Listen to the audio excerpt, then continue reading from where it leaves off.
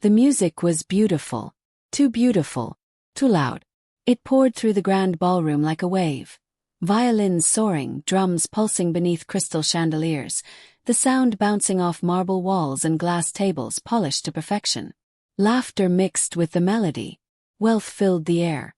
This was the Harrington International Charity Gala, the most exclusive event of the year. And at its center stood the man everyone feared, admired, and whispered about. Nathan Harrington. Millionaire CEO. Self-made. Untouchable. People called him cold because he never showed emotion. No smiles. No warmth. No patience for weakness. He built his empire with discipline and silence, and the world rewarded him for it. Nathan stood near the stage, hands clasped behind his back, scanning the room with sharp, observant eyes. Every detail was under control. Every detail except one. At the far end of the ballroom, near the exit doors, a little girl suddenly pressed her hands over her ears. Hard. Her small body stiffened as if the sound had struck her physically. Her eyes squeezed shut. Her breathing turned fast and uneven. She rocked slightly on her feet, trying to escape something no one else could see or hear. Her mother dropped to her knees instantly. "It's okay, sweetheart," the woman whispered desperately, wrapping her arms around the child. "Mama's here. Mama's here." The girl whimpered. People nearby noticed. Some stared. Some frowned. One man shook his head and muttered, "This isn't the place for children like that." The mother heard him. Her heart cracked in a way it had cracked too many times before. Her name was Sophia Miller. The little girl was Lucy. Lucy was 8 years old. And she was autistic. Sophia had almost stayed home. She knew better than anyone how overwhelming places like this could be for Lucy. Bright lights, unfamiliar faces, sudden sounds. But the invitation had come from a community program for low-income families with special needs children. A rare chance to attend something normal. Lucy had been so excited. So Sophia had said yes. Now she regretted it. She rocked Lucy gently, whispering apologies she didn't owe. "We'll leave," she murmured. "I'm sorry. I'm so sorry." Across the room, Nathan Harrington stopped mid-thought. He wasn't sure why. He just felt pulled. His eyes fixed on the child covering her ears. Something about the way she curled inward stirred a memory he had buried deep. Small boy. Tiny apartment. Police sirens screaming outside at midnight. A mother crying behind a locked bathroom door. And a boy, himself, sitting on the floor with his hands pressed over his ears, trying to make the world quieter. Nathan's jaw tightened. The orchestra played on. The girl did not move.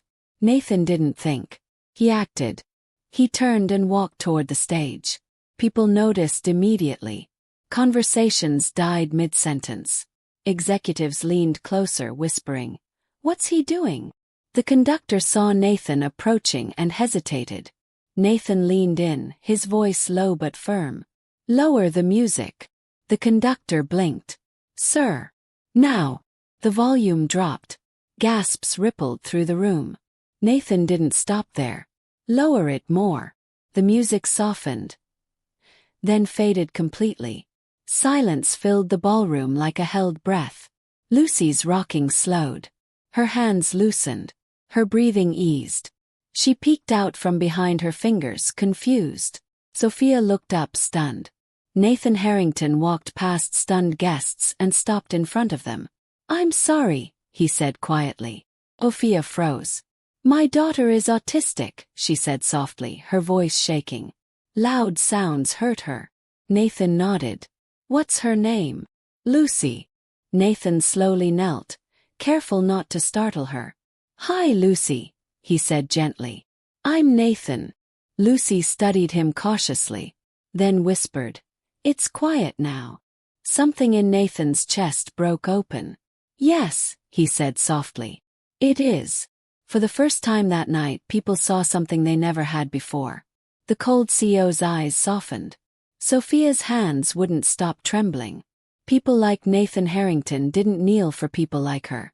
"I didn't want to cause trouble," Sophia said quickly.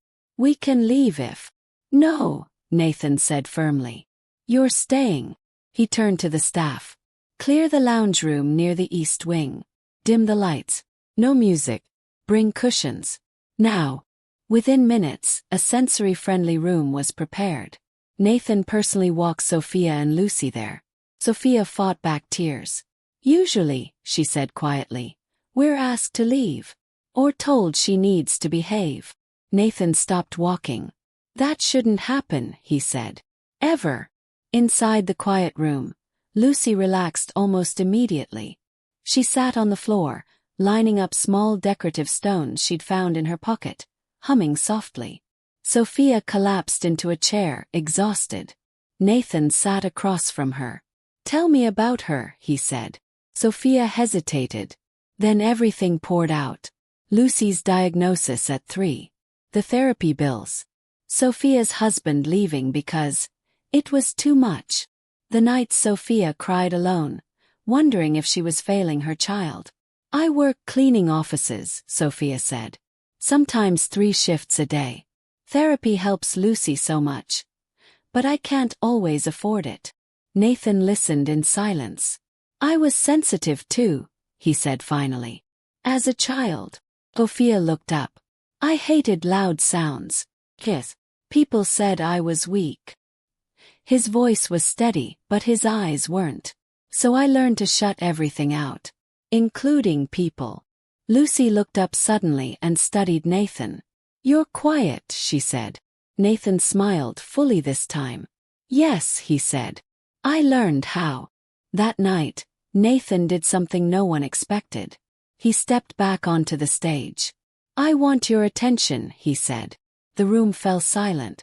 Tonight was meant to celebrate generosity, he continued. But generosity means nothing without understanding. He told Lucy's story without names. He spoke about sensory overload. About children who aren't broken, just overwhelmed. Then he announced the Quiet World Initiative, a foundation funding autism therapy, inclusive schools, and sensory-friendly public spaces. He pledged millions. The room erupted in applause. Sophia cried openly. Lucy covered her ears again, but this time because the applause was too loud. Nathan smiled and gently gestured for the clapping to stop. The room obeyed. The months that followed changed everything. Lucy received consistent therapy.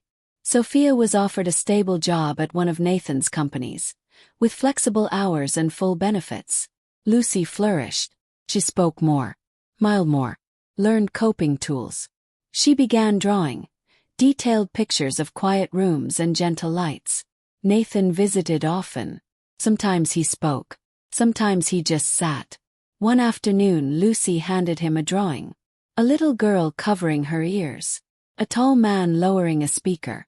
Underneath, written carefully, "Thank you for making it quiet." Nathan framed it and placed it on his office wall. Years later, when asked what changed him, Nathan always said the same thing. A little girl covered her ears. And I finally learned how to listen.